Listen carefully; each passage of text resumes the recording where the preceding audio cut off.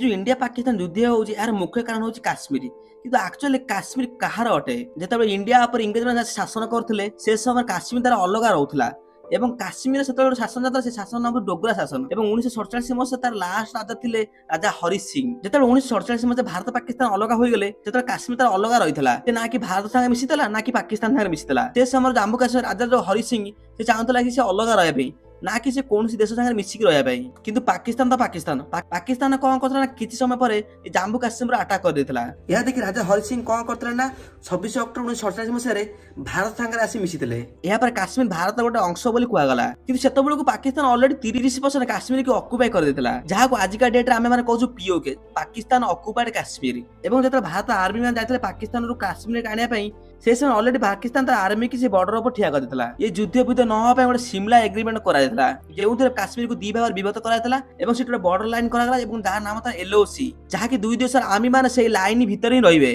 LOC हूँ line of control Pakistan चीन साथ भल संपर्क था पाकिस्तान जो ऑक्युपाई करता काश्मीर को से सक सगम एक भैली था 1963 मसीह चीन को देता जो इंडिया पाखे 70% थिला काश्मीर से तो 10% चाइना तार ऑक्युपाई कर गला जहाँ को अक्साई चीन बोली कही एवं ये चीन आ काश्मीर बॉर्डर भीतर गोटे लाइन करा जहाँ नाम LAC line of actual control आप कौन भावुं युद्ध कर पाकिस्तान पाखु पाकिस्तान ऑक्युपाइड काश्मीर नेबा दरकार एवं चीन पाखु भी काश्मीर नवा दरकार कि नहीं।